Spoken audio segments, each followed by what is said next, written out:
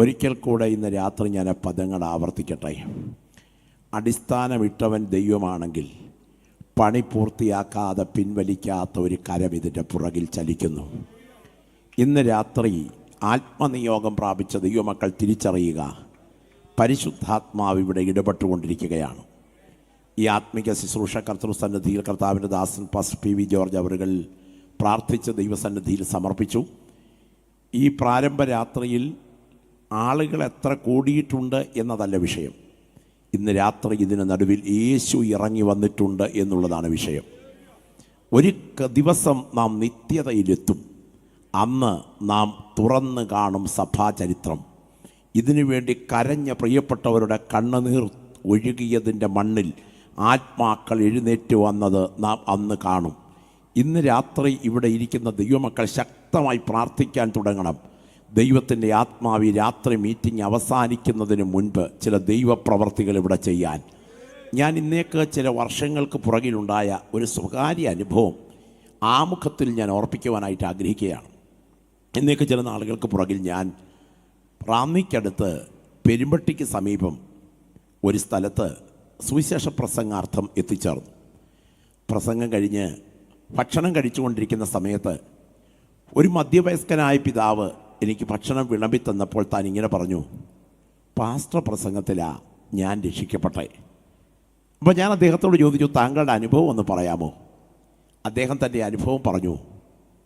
അന്ന് ചില വർഷങ്ങൾക്ക് പുറകിൽ കോരിച്ചൊരിയുന്ന ഒരു തുള്ളിക്കൊരു കുടം വെച്ച് പെയ്യുന്ന അതിശക്തമായ മഴയുടെ സമയം, അവിടെ ഒരു നീലപ്പടുത വലിച്ചു കെട്ടി അതിൻ്റെ കീഴിൽ നടന്നുകൊണ്ടിരിക്കുന്ന ഒരു സുവിശേഷ യോഗം. പെരുമ്പട്ടി വനത്തിൽ നിന്ന് തടി മോഷ്ടിച്ചതിൻ്റെ പേരിൽ പോലീസും വനപാലകരും തന്നെ അന്വേഷിച്ചു കൊണ്ടിരിക്കുന്ന സാഹചര്യം. അവരെ ഭയന്നും പേടിച്ചും തൊട്ടടുത്ത CSI പള്ളിയുടെ പണി തീർത്ത സെമിട്രിയിൽ സ്ലാബ് സ്വന്തം കൈകൊണ്ട് മാറ്റിയിട്ട് അതിനകത്തിറങ്ങിയിരുന്ന് മറ്റുള്ളവരെയും പോലീസിനെയും ഭയപ്പെട്ടിരിക്കുന്ന സമയത്ത് അപ്പുറത്തെ വീടിൻ്റെ മുറ്റത്ത് നടക്കുന്ന ഈ സുവിശേഷ യോഗത്തിൽ ക്രൂശിൻ്റെ വചനം ഉയരുകയായിരുന്നു. അന്ന് രാത്രി അദ്ദേഹം ആ കുഴിക്കകത്ത് മുട്ടുകുത്തി നിന്ന് യേശുവിനെ ജീവിതത്തിൻ്റെ കർത്താവായി ഏറ്റുവാങ്ങി. ആളുകൾ മുൻപിൽ കാണാനില്ലെങ്കിലും, കൈ ഉയർത്താൻ ആളുകളില്ലെങ്കിലും, പ്രാർത്ഥിക്കാൻ ചില ദൈവമക്കൾ ഈ ഗ്രൗണ്ടിലുണ്ടെങ്കിൽ ദൈവജനം മറക്കാതെ ഓർക്കുക, ശവക്കുഴിക്കകത്തിരിക്കുന്നവനോടും ഇടപെടാൻ കഴിവുള്ള ദൈവശക്തി ഈ സുവിശേഷത്തിൻ്റെ പുറകിൽ വ്യാപരിക്കുന്നു. അദ്ദേഹം അടുത്ത ദിവസങ്ങളിൽ നിയമത്തിൻ്റെ കുരുക്കിൽ നിന്ന് അത്ഭുതകരമായി രക്ഷപ്പെട്ടു. അവിടെയുള്ള ആരാധനാലയത്തിൽ ചേർന്ന് ദൈവത്തെ ആരാധിക്കുന്ന ഒരു അനുഗ്രഹീത കുടുംബമായി മാറി. അദ്ദേഹം എന്നോട് പറഞ്ഞു, അന്ന് രാത്രിയിൽ ആ വീടിൻ്റെ അങ്കണത്തിൽ മുഴങ്ങിയ സുവിശേഷത്തിൻ്റെ ശബ്ദം മുഖാന്തരം ജീവൻ്റെ പുസ്തകത്തിൽ എൻ്റെ പേർ ചാർത്തപ്പെടാൻ ഇടയായത് എൻ്റെ ഭാഗ്യമായി മാറി. ഞാൻ കടന്നു വന്നിരിക്കുന്ന ദൈവമക്കൾ പറയട്ടെ, ദൈവത്തിന് സ്തോത്രം. പ്ലീസ് ഒരു കാര്യം, ഈ സന്ദേശം നടന്നുകൊണ്ടിരിക്കുന്നതിനിടയിൽ കച്ചവടത്തിന് നടക്കരുത്. ആ കാര്യങ്ങൾ ശ്രദ്ധിക്കുക, ശാന്തമായി ശ്രദ്ധിക്കുക. ദൈവത്തിന് സ്തോത്രം. ആ പ്രത്യേക സന്ദർഭം എൻ്റെ മനസ്സിൽ ഓടിയെത്തിയത് ഇതാണ്: സുവിശേഷത്തിൻ്റെ ശബ്ദം ഒരിടത്ത് മുഴങ്ങിയാൽ നിശ്ചയമായും ആൾക്കൂട്ടത്തേക്കാൾ ദൈവം ഉദ്ദേശിക്കുന്ന ചില വ്യക്തികൾ ഇരിക്കുന്ന ഇടത്ത് ഇതിനിടപെടാൻ കഴിയും. അതുകൊണ്ട് കടന്നു വന്നിരിക്കുന്ന ദൈവമക്കൾ ശക്തമായി പ്രാരംഭ മിനിറ്റുകളിൽ ആത്മാവിൽ പ്രാർത്ഥിക്കണം. ഒരധരം പോലും പൂട്ടി ഇവിടെ ഇരിക്കരുത്, ഒരു നാവ് പോലും ചലിക്കാതിരിക്കരുത്. അന്യഭാഷയിൽ പ്രാർത്ഥിക്കാൻ കഴിയുന്ന ദൈവമക്കൾ ഇന്ന് രാത്രി ഈ ഗ്രൗണ്ടിൽ അന്യഭാഷയിൽ പ്രാർത്ഥിച്ചു തുടങ്ങട്ടെ. എല്ലാ നാവിൽ നിന്നും പ്രാർത്ഥനയുടെ ശബ്ദം ഉയരട്ടെ. അഭിഷിക്തന്മാർ ആത്മാവിൽ പോരാടി പ്രാർത്ഥിക്കട്ടെ. നമ്മുടെ കണ്ണുകൾക്ക് കാണുവാൻ കഴിയാത്ത, നമ്മുടെ നഗ്ന നേത്രങ്ങൾക്ക് എത്തിപ്പിടിക്കുവാൻ കഴിയാത്ത, നമ്മുടെ മാംസ കണ്ണുകൾ കളന്ന് കുറിക്കുവാൻ കഴിയാത്ത ഒരദൃശ്യ ലോകം ഇതിൻ്റെ പുറകിൽ നിന്നുകൊണ്ട് ഇവിടെ നടക്കുന്ന ദൈവപ്രവർത്തിക്കെതിരെ യുദ്ധം ചെയ്തുകൊണ്ടിരിക്കുമ്പോൾ അന്യഭാഷയിൽ പ്രാർത്ഥിക്കുന്ന ഒരുപറ്റം ദൈവമക്കളുടെ പ്രാർത്ഥന മുഖാന്തരം ഈ ദേശത്തെ അടക്കി ഭരിക്കുന്ന പൈശാചിക താവളങ്ങളെ വെട്ടിമാറ്റി ഈ രാത്രിയിൽ ജീവൻ്റെ പുസ്തകത്തിൽ ചില പ്രിയപ്പെട്ടവരുടെ പേരുകൾ എഴുതി ചേർക്കുന്ന രാത്രിയായി തീരാൻ എൻ്റെ മുൻപിലിരിക്കുന്ന ദൈവത്തിൻ്റെ ജനം ഇരിക്കുന്ന ഇരിപ്പിൽ ശക്തമായി പ്രാർത്ഥിച്ചു തുടങ്ങട്ടെ. Glory, hallelujah. ശബ്ദമുയരട്ടെ, ശബ്ദമുയരട്ടെ. ഞാൻ ഇന്ന് രാത്രി ആത്മാവിൽ കാണുന്നു ദൈവത്തിൻ്റെ തേജസ്സിൻ്റെ മേഘം ഈ ഗ്രൗണ്ടിന് മീതെ നിഴൽ വിരിച്ച് നിൽക്കുകയാണ്. കുഞ്ഞാടിൻ്റെ നിയമരക്തത്തിൻ്റെ ശക്തി ഇവിടെ വ്യാപരിച്ചു കൊണ്ടിരിക്കുകയാണ്. ദൈവപ്രവർത്തിക്കെതിരെ, വാഗ്ദത്തത്തിനെതിരെ, ദൈവിക വിടുതലുകൾക്കെതിരെ സാത്താന്യ ശക്തികൾ വാദിച്ചു നിൽക്കുമ്പോൾ അവറ്റകളെ വെട്ടിമാറ്റിക്കൊണ്ട് ഇന്ന് രാത്രിയിൽ ജീവൻ്റെ പുസ്തകത്താളിൽ ചില പ്രിയപ്പെട്ടവരുടെ പേരുകൾ കുറിക്കുന്ന രാത്രിയായി തീരുവാൻ ജീവൻ പ്രാപിച്ച ദൈവമക്കൾ ഒന്നിച്ച് പ്രാർത്ഥിച്ചാട്ടെ. സ്വർഗത്തിനും ഭൂമിക്കും നാഥനായ നസറേനായ യേശുവിൻ്റെ അധികാരമുള്ള നാമത്തിൽ പാമ്പുകളെയും തേളുകളെയും ശത്രുവിൻ്റെ സകല ബലത്തെയും ചവിട്ടുവാൻ ഞാൻ നിങ്ങൾക്ക് അധികാരം തരുന്നുവെന്ന് അരുളി ചെയ്തവൻ്റെ നാമത്തിൽ വാഴ്ചകളെയും അധികാരങ്ങളെയും ആയുധവർഗം വയ്പ്പിച്ച് അവയെ കാൽവറിയിൽ പരാജയപ്പെടുത്തിയവൻ്റെ നാമത്തിൽ സിംഹത്തിന്മേലും അണലിമേലും ചവിട്ടി ബാലസിംഹത്തെയും പെരുമ്പാമ്പിനെയും മെതിച്ചു കളയുന്നവൻ്റെ നാമത്തിൽ തീയിൽ ചുള്ളി കത്തുന്നത് പോലെയും തീ കൊണ്ട് വെള്ളം തിളയ്ക്കുന്നത് പോലെയും സ്വർഗം കീറി ഇറങ്ങി വരുന്ന ദൈവപുത്രന്റെ കരത്താൽ അടയാളത്തോടു കൂടിയ ഒരു ദൈവപ്രവൃത്തി ഇന്ന് രാത്രി 9 മണിക്ക് യോഗം ആശീർവാദം പറയും മുൻപ് ഈ ഗ്രൗണ്ടിൽ സംഭവിക്കത്തക്ക വിധം ദൈവശക്തി വ്യാപരിപ്പാൻ ഹോരേബിൽ വെളിപ്പെട്ട ദൈവത്തിൻ്റെ തേജസ്, സീനായിൽ മൂടിയിറങ്ങിയ ദൈവത്തിൻ്റെ തേജസ് ഈ ജനത്തിൻ്റെ ആരാധനയ്ക്ക് നടുവിൽ ഇന്ന് രാത്രി വെളിപ്പെട്ടു വരട്ടെ. സകല പൈശാചിക അടിച്ചമർത്തലുകളെയും യേശുവിൻ്റെ നാമത്തിൽ ഇന്ന് രാത്രി ഞങ്ങൾ ജയിക്കുന്നു. അടയാളത്തോടു കൂടിയ ഒരു ദൈവപ്രവർത്തിക്കായി ഈ രാത്രി യോഗത്തെ ഞങ്ങൾ തുറന്നു വയ്ക്കുന്നു. ദൈവാത്മാവത് ചെയ്യുവാൻ തുടങ്ങുന്നത് കൊണ്ട് സ്തോത്രം. യേശുവിൻ നാമത്തിൽ തന്നെ കരങ്ങളൊന്ന് ഉയർത്തി കർത്താവിന് സ്തോത്രം ചെയ്യാം. ആ വേദപുസ്തകം കരങ്ങളിലൊന്ന് ഉയർത്തിപ്പിടിച്ചുകൊണ്ട് ദൈവത്തിന് മഹത്വമർപ്പിക്കാമോ? ആ പുസ്തകം കരങ്ങളിലൊന്ന് ഉയർത്തിപ്പിടിച്ചുകൊണ്ട് ദൈവത്തിന് മഹത്വമർപ്പിക്കാമോ? ഇന്ന് എത്ര പേർ, ഒരിക്കൽ കൂടെ പറയാം, എത്ര പേരിവിടെ കടന്നു വന്നിട്ടുണ്ടെന്നുള്ളതല്ല വിഷയം. ഇന്ന് രാത്രി മരണത്തെ ജയിച്ചുയർത്ത യേശു ഇതിനകത്ത് എത്തിയിട്ടുള്ളത് കൊണ്ട് അവനൊപ്പം പറയാൻ ഒരാളുമില്ല. അവനെപ്പോലെ ആരാധ്യൻ ആരുമില്ലെങ്കിൽ ഇന്ന് രാത്രി ഈ പ്രതലത്തിൽ ചില ബന്ധനങ്ങൾ അഴിയുന്ന രാത്രിയാണ്. ഈ വചനത്തിൻ്റെ ശക്തി ഇവിടെ വ്യാപരിക്കുന്ന രാത്രിയാണ്. വളരെ പ്രാർത്ഥനാപൂർവം ദൈവവചനത്തിലേക്ക് നിങ്ങളുടെ ശ്രദ്ധയെ ഞാൻ സഹർഷം സ്വാഗതം ചെയ്യുകയാണ്. നമുക്ക് വേദപുസ്തകം തുറക്കാം. വെളിപ്പാട് പുസ്തകം 12-ാം അധ്യായം. വെളിപ്പാട് പുസ്തകം 12-ാം അധ്യായം അതിൻ്റെ 9 മുതൽ ഉള്ള വാക്യങ്ങൾ നമുക്ക് ശ്രദ്ധയോടുകൂടെ വായിക്കാം. ശാന്തമായി ഈ ഉച്ചഭാഷണിയുടെ സഹായത്തിലൂടെ വായിച്ച് നമ്മെ കേൾപ്പിക്കും. വെളിപ്പാട് പുസ്തകം 12-ാം അധ്യായത്തിൻ്റെ 9 മുതൽ ഉള്ള വാക്യങ്ങൾ വായിച്ചാട്ടെ. ഭൂതലത്തെ മുഴുവൻ തെറ്റിച്ചു കളയുന്ന പിശാചും സാത്താനും എന്ന മഹാസർപ്പമായ പഴയ പാമ്പിനെ ഭൂമിയിലേക്ക് തള്ളിക്കളഞ്ഞു. അവൻ്റെ ദൂതന്മാരെയും അവനോടുകൂടെ തള്ളിക്കളഞ്ഞു. അപ്പോൾ ഞാൻ സ്വർഗത്തിൽ ഒരു മഹാശബ്ദം പറഞ്ഞു കേട്ടത്, ഇപ്പോൾ നമ്മുടെ ദൈവത്തിൻ്റെ രക്ഷയും ശക്തിയും രാജ്യവും അവൻ്റെ ക്രിസ്തുവിൻ്റെ ആധിപത്യവും തുടങ്ങിയിരിക്കുന്നു. നമ്മുടെ സഹോദരന്മാരെ രാപ്പകൽ ദൈവസന്നിധിയിൽ കുറ്റം ചുമത്തുന്ന അപവാദിയെ തള്ളിയിട്ട് കളഞ്ഞുവല്ലോ. അവർ അവനെ കുഞ്ഞാടിൻ്റെ രക്തം ഹേതുവായിട്ടും തങ്ങളുടെ സാക്ഷ്യവചനം ഹേതുവായിട്ടും ജയിച്ചു. കരങ്ങളൊന്ന് ഉയർത്തി കർത്താവിന് മഹത്വമർപ്പിച്ചാട്ടെ. തികച്ചും ഏകാഗ്രതയോടെ, വളരെ പ്രാർത്ഥനയോടെ ഇന്ന് രാത്രി ഞാനിവിടെ പ്രസംഗിക്കുന്നത് എന്താണെന്ന് നിങ്ങളുടെ മനസ്സിൽ നന്നായി പതിയണം എന്ന് ഞാൻ ആത്മാർത്ഥമായിട്ട് ആഗ്രഹിക്കുകയാണ്. ഈ രാത്രി നിങ്ങൾ ആരും ചിരിച്ചെഴുന്നേൽക്കണം എന്നല്ല എൻ്റെ ആഗ്രഹം. നിങ്ങളൊക്കെ ഈ രാത്രി കരഞ്ഞെഴുന്നേൽക്കണം എന്നാണ് എൻ്റെ ആഗ്രഹം. വളരെ പ്രാർത്ഥനാപൂർവം തിരുവെഴുത്തിലേക്ക് ശ്രദ്ധ കേന്ദ്രീകരിക്കുക. വിശുദ്ധ വേദപുസ്തകത്തിലെ ഒടുവിലത്തെ പുസ്തകമായ സമാപ്ത ഗ്രന്ഥമായ വെളിപ്പാട് പുസ്തകം. ചരിത്ര ഭാഗത്തേക്കൊന്നും വിശകലനം ചെയ്തു പോകാൻ ഞാൻ താല്പര്യപ്പെടുന്നില്ല. ഇതിൽ 12-ാം അധ്യായമാണ് നാം വായിച്ച വേദഭാഗം. ഏറെ പ്രാവചനിക പ്രാധാന്യം അർഹിക്കുന്ന ഈ ഭാഗത്തു നിന്ന് ഒരു പ്രത്യേക ആശയത്തിലേക്ക് ഞാൻ നിങ്ങളെ ശ്രദ്ധയെ ക്ഷണിക്കുകയാണ്. ഈജിയനാഴി അവിരാമം അലയടിച്ചുയരുന്ന തിരമാലകൾ തെറിപ്പിക്കുന്ന ജലഗണങ്ങൾ തുഷാരവർഷ സമാനം തളിച്ചുയർന്നു നിൽക്കുന്ന പത്മോസ് ഒരുക്കിയ പശ്ചാത്തലം. ഇത്തരം നാടുകടത്തപ്പെട്ട നിരവധി ആളുകളുടെ അസ്ഥിപഞ്ജരങ്ങളും കപാലങ്ങളും തലയോടുകളും ശിഥിലങ്ങളും അനാവൃതങ്ങളുമായി പല്ലിളിച്ച് ചിതറിക്കിടക്കുന്ന ഭീകരവും ഭയജനകവുമായ ഏകാന്തത. പീഡിത സഭകളെക്കുറിച്ചുള്ള ഭാരം പേറി തളർന്ന അവശനായി യോഹന്നാൻ മുട്ടുമടക്കിയിരിക്കുമ്പോൾ കർത്തൃദിവസത്തിൽ സ്വർഗം അവൻ്റെ തലയ്ക്കു മീതെ തുറന്നു. ലോകം അടച്ചാൽ തുറക്കാൻ കഴിവുള്ളവൻ, ഇവിടെ എതിർത്താൽ എതിരേൽക്കാൻ കഴിവുള്ളവൻ, ഇവിടെ ഒറ്റപ്പെടുത്തിയാൽ ഏറ്റെടുക്കാൻ കഴിവുള്ളവൻ നമ്മുടെ തലയ്ക്ക് മുകളിലുണ്ട് എന്ന് ബോധ്യമുള്ള ദൈവമക്കൾ കണ്ണുയർത്തി നോക്കണം. അവൻ അറിയാതെ ഇവിടെ ഒന്നും സംഭവിക്കയില്ല എന്ന ബോധ്യമുള്ള ദൈവമക്കൾ ഇരിക്കുന്ന ഇരിപ്പിലിരുന്ന് ശബ്ദമുയർത്തി പറയണം, ഈ പ്രപഞ്ചത്തെ ഭരിക്കുന്നത് ഞാൻ സേവിക്കുന്ന എൻ്റെ അപ്പച്ചൻ്റെ കരമാണ്. അവൻ അറിയാതെ ഇവിടെ ഒന്നും സംഭവിക്കില്ല.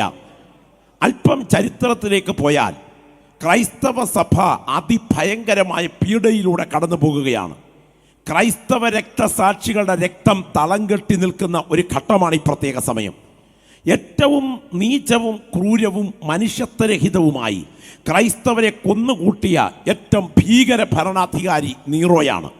AD 64 മുതൽ 68 വരെയുള്ള അദ്ദേഹത്തിൻ്റെ നീചമായ ഭരണസമയം ക്രൈസ്തവരെ കൊന്ന വിശകലനം പറഞ്ഞാൽ കരിങ്കല്ല് പോലും മരവിച്ചു പോകും എന്ന് പറയാം. അത്ര കൊടിയ പീഡയാണ് നടന്നത്. അടകല്ലിലേക്ക് തല കയറ്റി വെച്ച് കൂടം കൊണ്ട് തല തല്ലിപ്പൊട്ടിക്കുക, വായിലൂടെ വെള്ളം അടിച്ചു കയറ്റി ഉദരം വീർപ്പിച്ചു മലർത്തിക്കിടത്തി കുതിരയെ കൊണ്ട് വയറ് ചവിട്ടിപ്പൊട്ടിക്കുക, വടവൃക്ഷങ്ങളുടെ കൊമ്പുകൾ വലിച്ചടുപ്പിച്ച് കൈകാലുകൾ അതിൽ ചേർത്ത് കെട്ടി ശരീരഭാഗങ്ങളെ 2 തുണ്ടുകളാക്കി കീറി മാറ്റുക, മുപ്പല്ലിയിൽ കുത്തി ഉയർത്തി തീക്കകത്തിട്ട് ചുട്ടുകൊല്ലുക, അലറിയടുക്കുന്ന ഘോര ജന്തുക്കൾക്ക് ഊണിന് വലിച്ചെറിഞ്ഞു കൊടുക്കുക, മിന്നിത്തിളങ്ങുന്ന പടവാള് കൊണ്ട് കുനിച്ചു നിർത്തി കഴുത്ത് വെട്ടിമാറ്റുക. ഇങ്ങനെ ഏറ്റവും മനുഷ്യത്വരഹിതവും നീചവും ക്രൂരവുമായി ക്രൈസ്തവരെ കൊന്നുകൂട്ടുന്ന കാലഘട്ടം. ഞാനൊരു വസ്തുത പറയട്ടെ. AD 95 40,000-ഓളം ക്രൈസ്തവരെ കൊന്ന ഡൊമിഷ്യൻ്റെ ക്രൂര ഭരണം ഉയർന്നു നിൽക്കുന്ന ഒരു അന്തരീക്ഷത്തിൻ്റെ പച്ച മാംസത്തിൻ്റെ ഗന്ധം മുറ്റി നിൽക്കുന്ന സമയത്ത് എഴുതിയ ഗ്രന്ഥമാണ് ഈ വെളിപ്പാട് പുസ്തകം. എന്നാൽ ഇതിന് നടുവിൽ ഒരു സന്ദേശമുണ്ട്. എത്ര കനത്ത പോരാട്ടങ്ങൾ എതിരെ ഉയർന്നാലും ദൈവകൃപ പ്രാപിച്ച ദൈവമക്കളിൽ വ്യാപരിക്കുന്ന സുവിശേഷത്തിൻ്റെ ശക്തിയെ തകർക്കാൻ ലോകത്തിലെ ഒരു ശക്തിക്കും കഴിയുകയില്ല എന്ന് ബോധ്യമുള്ള ഒരുപറ്റം ദൈവമക്കളായി ഇവിടെ കടന്നു വന്നിരിക്കുന്നതെങ്കിൽ കരങ്ങൾ ഉയർത്തി പറയണം, ഇന്നലെ സാത്താൻ ജയിച്ചിട്ടില്ല, നാളെ അവൻ ജയിക്കാൻ ദൈവം അനുവദിക്കയില്ല. എൻ്റെ പിന്നാലെ ഒരുവൻ വരുന്നു, അവൻ്റെ ചെരുപ്പിൻ്റെ വാറഴിപ്പാൻ ഞാൻ യോഗ്യനല്ലെന്ന് പറഞ്ഞ് ഇറങ്ങിത്തിരിച്ച് യോഹന്നാൻ്റെ കഴുത്തു മുറിച്ച് താലത്തിൽ വെച്ചാൽ പ്രസംഗം തോറ്റെന്നാണ് അന്നത്തെ അധികാരികൾ വിചാരിച്ചത്. പക്ഷേ അഭിഷിക്തൻ്റെ കഴുത്തു മുറിഞ്ഞ് പാത്രത്തിൽ വന്നാൽ പ്രസംഗം തോക്കില്ല കേട്ടോ. പ്രസംഗത്തിൻ്റെ ആകെ പൊരുളായ നമ്മുടെ കർത്താവ് ഇറങ്ങി വരും പ്രസംഗിക്കാൻ. അവനെ കാൽവറിയിൽ തകർത്താൽ, കല്ലറയിൽ ഒതുക്കിയാൽ, കല്ലറയ്ക്കുള്ളിൽ കല്ല് വെച്ചടച്ച് സാമ്രാജ്യ ശക്തികളെ കുഴിമാടത്തിന് കാവൽ നിന്നാൽ കല്ലറയ്ക്ക് അവനെ ബന്ധിക്കാൻ കഴിയില്ല. അവൻ കല്ലറയെ ഭേദിച്ച് 3-ാം നാൾ ഉയർക്കും. അവനെ പിടിച്ചു നിർത്താൻ കല്ലറയ്ക്ക് പറ്റില്ല. അവൻ ഇവിടുന്ന് പോയാൽ പ്രസംഗം തീരുമോ? ഇല്ല. സഹോദരൻ യാക്കോബ് എഴുന്നേൽക്കും പ്രസംഗിക്കാൻ. ആ കർത്തൃദാസനെ ദേവാലയത്തിൻ്റെ മുകൾ പരപ്പിൽ നിന്നും താഴേക്ക് വലിച്ചെറിഞ്ഞിട്ട് ഗത കൊണ്ട് തല്ലിക്കൊന്നു. പ്രസംഗം തീർന്നില്ല. ദൈവത്തിന് സ്തോത്രം. ഏറ്റവും നീചവും ക്രൂരവുമായി അത് പ്രസംഗിക്കുവാൻ ഇറങ്ങിത്തിരിച്ച ഭക്തന്മാരെ യാക്കോബിന്റെ ലേഖനം എഴുതി യാക്കോബിനെ കൊന്ന ചരിത്രം ഞാനൊന്ന് സൂചിപ്പിച്ചതേ ഉള്ളൂ. ഏറ്റവും ക്രൂരമായി കൊന്ന വിശുദ്ധന്മാരുടെ ചരിത്രം നമുക്ക് ദൈവത്തിന്റെ വചനത്തിൽ കാണാൻ കഴിയും. അതുകൊണ്ടൊന്നും ഈ മാർഗം തകർന്നില്ല. ഒടുവിൽ സ്തേഫാനോസിനെ ദൈവം എഴുന്നേൽപ്പിച്ചു. ആ ദൈവദാസനെ എറിഞ്ഞു കൊന്ന് പ്രസംഗം തീർന്നില്ല. എറിയാൻ സമ്മതം കൊടുത്ത ശൗലേ, നിന്നെ കൊണ്ട് സ്വർഗം ഇതെടുത്ത് പ്രസംഗിപ്പിച്ചു. ഇത് വിശ്വസിക്കുന്ന എത്ര ദൈവമക്കൾ ഇവിടെയുണ്ട്?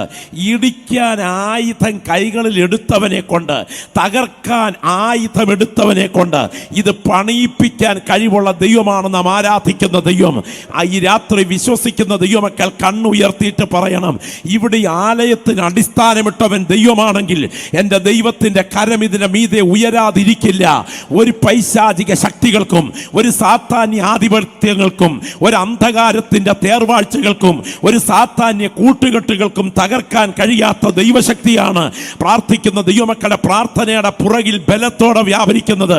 ആ കർത്തൃദാസനെ ഓസ്ട്രിയയ്ക്ക് തിരിയുന്ന രാജപാതയിൽ കഴുത്ത് വെട്ടിമാറ്റി പ്രസംഗം തീർന്നില്ല. അതിൻ്റെ പുറകിൽ തിമത്യോസിനെ ദൈവം എഴുന്നേൽപ്പിച്ച് പ്രസംഗിക്കാൻ. ആ കർത്തൃദാസനെ ഉമിത്തിയിൽ നീറ്റിക്കൊന്നു. പ്രസംഗം തീർന്നില്ല. ആയിരങ്ങളെ ദൈവം എഴുന്നേൽപ്പിച്ച് പ്രസംഗിക്കാൻ. സിംഗ്ലി, മാർട്ടിൻ ലൂഥർ, കാൽവിൻ, ആയിരങ്ങളെ ദൈവം എഴുന്നേൽപ്പിച്ച് പ്രസംഗിക്കാൻ. അവരെല്ലാവരും തിരശീലയ്ക്ക് പുറകിലേക്ക് മറഞ്ഞു. പ്രസംഗം തീർന്നില്ല. KV സൈമൺ സാറിനെ പോലെ, KE എബ്രഹാമിനെ പോലെ, വില്യം ടിൻഡെയിലിനെ പോലെ, ജോൺ വെസ്ലിയെ പോലെ, മാർട്ടിൻ ലൂഥറിനെ പോലെ ആയിരങ്ങളെ ദൈവം എഴുന്നേൽപ്പിച്ച് പ്രസംഗിക്കാൻ. അവരെല്ലാവരും മരിച്ചു മാറി. പ്രസംഗം തീർന്നില്ല. സാധുക്കളായി ഞങ്ങളെ ഈ വേദിയിൽ നിർത്തി പ്രസംഗിക്കാൻ. ഞങ്ങളുടെ കഴുത്തറത്ത് നിലത്തിട്ട് തട്ടിയാൽ ഈ പ്രസംഗം അവസാനിക്കില്ല. ശുണ്ടിത്തരം കാട്ടിക്കൊണ്ട് അമ്മമാരുടെ മടിയിൽ ഓമനിച്ചുകൊണ്ടിരിക്കുന്ന ഇന്നത്തെ കുഞ്ഞുങ്ങളെ കർത്താവിൻ്റെ വരവ് താമസിച്ചാൽ നാളെ ഈ ജീവന്റെ വചനവുമായി ഈ വേദിയിൽ നിർത്താൻ ദൈവത്തിന് ശക്തിയുണ്ട്. അത് തിരിച്ചറിയുന്ന ദൈവമക്കൾ ഇരിക്കുന്ന ഇരിപ്പിലിരുന്ന് ശബ്ദം ഉയർത്തി ആത്മാവിൽ ആരാധിച്ചുകൊണ്ട് പറയണം, ഹേ പിശാചേ, നിന്റെ ഒരു കൂട്ടുകെട്ടുകൾക്കും തകർക്കാൻ കഴിയാത്ത, നിന്റെ ഒരു പദ്ധതികൾക്ക് ഉടയ്ക്കാൻ കഴിയാത്ത ദൈവശക്തിയാണ് സുവിശേഷത്തിന്റെ പുറകിൽ വ്യാപരിക്കുന്നത്. ഈ രാത്രി ഓർക്കുക, ദൈവത്തിന്റെ ദാസൻ യോഹന്നാൻ പത്മോസിലേക്ക് നാടുകടത്തപ്പെട്ടിരിക്കുന്നു. വെള്ളിത്തിരയിൽ ചിത്രങ്ങൾ എന്നതുപോലെ, നാടകവേദിയിൽ നടനരംഗങ്ങൾ എന്നതുപോലെ ഭാവികാല ദൈവിക കാര്യപരിപാടികൾ യോഹന്നാൻ ആത്മവിവശതയിൽ കണ്ടുകൊണ്ടിരിക്കുകയാണ്. പ്രാവചനിക വിഷയങ്ങളുടെ വിശദീകരണത്തിലേക്ക് ഞാൻ കടക്കുന്നില്ല. 22 അധ്യായങ്ങളിലും വെളിപ്പാടുകൾ നിറച്ചു വെച്ചിട്ട് 12-ാം അധ്യായത്തിൽ ഏറ്റവും ശ്രദ്ധേയമായ ഒരു ചിത്രം പരിശുദ്ധാത്മാവ് നൽകുകയാണ്. 1-ാം അധ്യായത്തിൽ യേശു ക്രിസ്തുവിൻ്റെ ആളത്വത്തിൻ്റെ അംഗവർണ്ണന, മുഖം സൂര്യൻ ശക്തിയോടെ പ്രകാശിക്കുന്ന, കണ്ണുകൾ അഗ്നിജ്വാലയ്ക്കൊത്ത് വെട്ടിത്തിളങ്ങുന്ന, വായിൽ നിന്ന് ഇരുമുന വാൾ പുറപ്പെടുന്ന, ഉലയിൽ കാച്ചിപ്പഴിപ്പിച്ച പാദയുഗ്മങ്ങളോടെ, നിലവിളക്കുകളുടെ നടുവിൽ നിലയങ്കി ധരിച്ച് മാറത്ത് പൊൻകച്ച കെട്ടി നടന്നു നീങ്ങുന്ന നസ്രായൻ്റെ ദർശനം. ഈ രാത്രി മരണത്തിൻ്റെ ബന്ധനങ്ങളെ തകർത്ത് ഉയർത്തെഴുന്നേറ്റ യേശു തൻ്റെ വിശുദ്ധന്മാരുടെ നടുവിൽ ഇറങ്ങി വന്നിട്ടുണ്ടെന്നും അവന് തകർക്കാൻ കഴിയാത്ത ഒരു ശക്തികളും ഇവിടെ ഇല്ലെന്നും തിരിച്ചറിയുന്ന ദൈവമക്കൾ ആത്മാവിൽ പറയണം, അതാ യേശു ഈ രാത്രി ഈ മീറ്റിംഗിൽ എത്തിയിട്ടുണ്ട്. 2-3 അധ്യായങ്ങളിൽ എഫേസോസ്, സ്മുർന്ന, പെർഗമോസ്, തുയത്തൈര, സർദീസ്, ഫിലദൽഫിയ, ലവോദിക്ക ഈ 7 സഭകളുടെ ദർശനമാണ്. 4-ാം അധ്യായം സ്വർഗീയ സദസ്സിൻ്റെ ദർശനമാണ്. 5-ാം അധ്യായം ഒരു മുദ്രിത ഗ്രന്ഥത്തിൻ്റെ ഭേദനത്തിൻ്റെ ദർശനമാണ്. 6-ാം അധ്യായം മുദ്രാഭേദനം ആരംഭിക്കുകയാണ്. 7-ാം അധ്യായം ഒരു മുദ്രിത ഗണമാണ്. 8-ാം അധ്യായം കയ്യിൽ കാഹളങ്ങൾ പിടിച്ചുകൊണ്ട് ദുരന്തങ്ങളെ വിളിച്ചു വരുത്താൻ കാത്തു നിൽക്കുന്ന എതിർ ക്രിസ്തുവിൻ്റെ ഭീകര പീഡയുടെ ചോരച്ചെളിയിൽ വിവരണമാകുന്ന ഒരു കാലഘട്ടത്തിൻ്റെ ചിത്രമാണ്. 9-ാം അധ്യായം അധോലോക ജീവികൾ രംഗപ്രവേശനം ചെയ്യുകയാണ്. 10-ാം അധ്യായം മേഘമുടുത്തും തലയിൽ തീത്തൂണ് പോലെ പാദങ്ങളുള്ള, തലയിൽ അതേ മാരിവില്ല് ധരിച്ച് ഒരു തേജസ്വിയായ ആൾ പ്രകൃതി ശക്തികളെ മുഴുവൻ നിയന്ത്രിക്കുന്ന ഒരു ദർശനമാണ്. 11-ാം അധ്യായം പലസ്തീൻ നാട്ടിൽ കൊല്ലപ്പെടുന്ന 2 സാക്ഷികളുടെ ദർശനമാണ്. 12-ാം അധ്യായം 7 തലയും 10 കൊമ്പും, കൊമ്പുകളിൽ 10 രാജമുടിയും തീനിറമുള്ള ഒരു മഹാസർപ്പത്തിൻ്റെ ദർശനമാണ്. 13-ാം അധ്യായം കടലലകൾ ഇരമ്പി മറിയുന്നതിനകത്തുനിന്ന് ദംഷ്ട്രഭാവത്തോടെ, ഹിംസ്രശേഷിയോടെ കരയിലോട്ട് കയറി വരുന്ന ഒരു ബിഭീത്സ മൃഗം യുഗത്തിൻ്റെ അന്ത്യത്തിൽ വെളിപ്പെടുവാൻ തുടങ്ങുന്ന എതിർ ക്രിസ്തുവിൻ്റെ ചിത്രമാണ്. 14-ാം അധ്യായം സിയോൻ മലയിൽ കുഞ്ഞാടിനോടുകൂടെ രക്ഷിത ഗണത്തിൻ്റെ വെളിപ്പാടാണ്. 15-ാം അധ്യായം ഈ ഭൂമിയിലേക്ക് ക്രോധകലശം പെയ്തിറങ്ങുകയാണ്. 16-ാം അധ്യായം അത് മുഖാന്തരം ഈ പ്രകൃതിയുടെ താളം തകരുന്നു.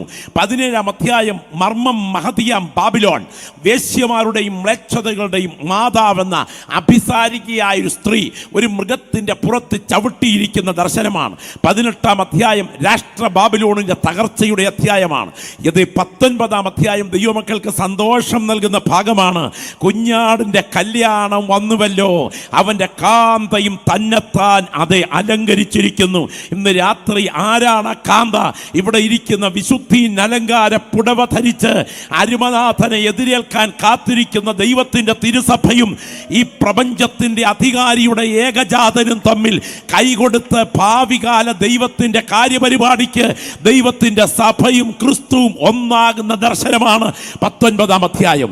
20-ാം അധ്യായം അനുശാസനം അനുസരിക്കാതെ മരണം വരിച്ച മർത്യരാശിയെ മുഴുവൻ മടക്കി വരുത്തി ഹിമധവളിമമായ വെണ്മസിംഹാസനത്തിലിരുന്ന് അന്തിമ വിധി പുറപ്പെടുവിക്കുന്ന മാനവ കുലത്തിന്റെ ഫൈനൽ ജഡ്ജിമെന്റിന്റെ ചിത്രമാണ് 20-ാം അധ്യായം. 21-ാം അധ്യായം ദൈവമക്കൾ സ്തോത്രം ചെയ്യേണ്ട അധ്യായമാണ്.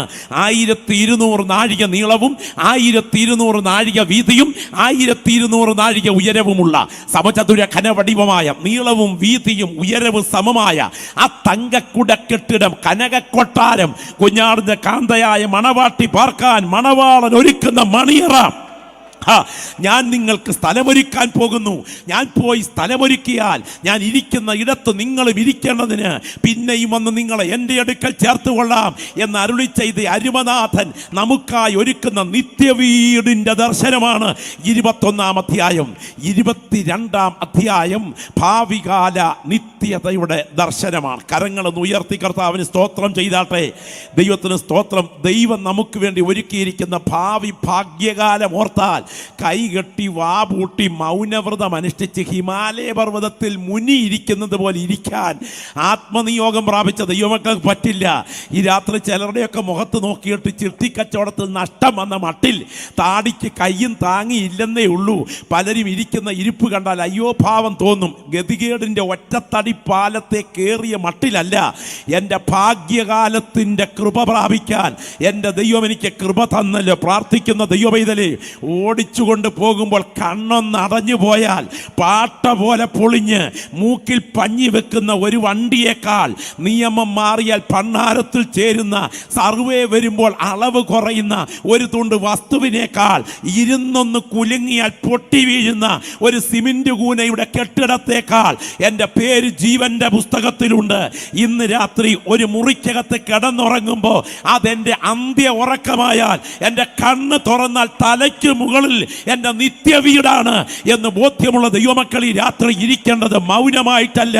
ഈ ദർശനം പ്രാപിച്ച ദൈവമക്കൾ സ്തോത്രത്തോടെ ഇരിക്കണം. ദൈവത്തിന് സ്തോത്രം. ഇതിൽ വെളിപ്പാട് പുസ്തകം 12-ാം അധ്യായമാണ് നമ്മുടെ പ്രധാനപ്പെട്ട പ്രധാനപ്പെട്ട ഭാഗം. 12-ാം അധ്യായമാണ്. ശ്രദ്ധിക്കുക. ഇങ്ങനെയാണ് രേഖപ്പെടുത്തിയിരിക്കുന്നത്. സ്വർഗത്തിൽ ഒരടയാളം കാണായി. സൂര്യനെ അണിഞ്ഞ ഒരു സ്ത്രീ, അവളുടെ കാൽ കീഴ് ചന്ദ്രനും 12 നക്ഷത്രങ്ങളാൽ അങ്കിതമായ ഒരു കിരീടം അവൾ ധരിച്ചിരിക്കുന്നു. അവൾ സൂര്യനെയും ചന്ദ്രനെയും ധരിച്ചിരിക്കുകയാണ്. അവൾ ഒരു സ്ത്രീയാണ്. ആ വിശുദ്ധ വേദപുസ്തകം രേഖപ്പെടുത്തിയിരിക്കുന്ന അഗാധമായ ആത്മീയ അറിവുകൾ നിറഞ്ഞ ഈ ഭാഗം ഒന്ന് തൊട്ട് മുൻപോട്ട് നീങ്ങാം. സ്തോത്രം. സ്വർഗത്തിൽ ഒരടയാളം കാണായി. സൂര്യനെ അണിഞ്ഞ ഒരു സ്ത്രീ, അവളുടെ കാൽ കീഴ് ചന്ദ്രനും 12 നക്ഷത്രങ്ങളാൽ അങ്കിതമായ ഒരു കിരീടം അവൾ ധരിച്ചിരിക്കുന്നു. അവൾ ഗർഭിണിയായി പ്രസവ വേദനപ്പെട്ട് നിലവിളിക്കുന്നു. എന്നിട്ട് അവൾ ഒരു ആൺകുഞ്ഞിനെ പ്രസവിക്കുന്നുണ്ട്. ആരാണ് ആൺകുഞ്ഞ്? ഉത്തരം അവിടെയുണ്ട്. സകല ജാതികളെയും ഇരുമ്പ് കോൽ കൊണ്ട് മേയ്പ്പാനുള്ള ഒരാൺകുട്ടിയെ അവൾ പ്രസവിക്കുന്നു. സ്വർഗത്തിൽ മറ്റൊരടയാളം കാണായി. 7 തലയും 10 കൊമ്പും, കൊമ്പുകളിൽ 10 രാജമുടിയും, തീ നിറം ഉള്ള ഒരു മഹാസർപ്പം. 7 വേദപുസ്തകത്തിൽ പൂർണ്ണതയുടെ അക്കമാണ്. 10 സാർവത്രികതയുടെ എല്ലായിടത്തുമുള്ളത് എന്ന അക്കമാണ്. സ്തോത്രം. തീ നിറം ചോര നിറമാണ്, രക്തനിറമാണ്, ചോരക്കൊതിയാണ്. വാൽ കപടതയുടെ പര്യായമാണ്. അങ്ങനെയാണെങ്കിൽ 2 മൂർത്തിഭാവങ്ങളുടെ ചിത്രം എൻ്റെ മുൻപിലിരിക്കുന്ന ദൈവമക്കൾ കണ്ണുകളൊന്ന് ഉയർത്തി കാണണം കേട്ടോ. ഇത് അമ്മൂമ്മ കഥയല്ല. ഇത് ബോബനും മോളിയും പൊന്നമ്മ സൂപ്രണ്ടുമല്ല. ഇത് കോട്ടയം പുഷ്പരായിൻ്റെ ഡിറ്റക്റ്റീവ് നോവലിലെ കൊട്ടേഷൻ പറയുകയല്ല. ഞാനിവിടെ നിൽക്കുന്നത് സത്യമാണെങ്കിൽ, നിങ്ങളിവിടെ ഇരിക്കുന്നത് യാഥാർത്ഥ്യമാണെങ്കിൽ, ഇതിൻ്റെ പുറകിലത്തെ ആത്മീയ മർമ്മങ്ങൾ ഗ്രഹിക്കാൻ എൻ്റെ ദൈവം ഇന്ന് രാത്രി ഇവിടെ ഇരിക്കുന്ന ദൈവമക്കളുടെ കണ്ണുകൾ തുറന്നാൽ അതിൻ്റെ ഗൗരവത്തിന് മുൻപിൽ കൈകെട്ടിയിരിക്കാൻ പറ്റില്ല. ദൈവത്തിന് സ്തോത്രം. തല ജ്ഞാനപ്രതീകമാണ്. തല ജ്ഞാനപ്രതീകമാണ്. 7 പൂർണ്ണതയുടെ അക്കമാണ്. 7 തല ജ്ഞാനപൂർണ്ണതയുടെ അക്കമാണ്. തീ നിറം ചോരക്കൊതിയുടെ പ്രതീകമാണ്. വാൽ കപടതയുടെ പര്യായമാണ്. അങ്ങനെയാണെങ്കിൽ ഇങ്ങനെ ഒരു വ്യക്തിവിശേഷം, 7 തലയും 10 കൊമ്പും, കൊമ്പുകളിൽ 10 രാജമുടിയും എന്ന് പറഞ്ഞാൽ, കൊമ്പെന്ന് പറയുന്നത് 10 കഴയല്ല പ്രിയരെ.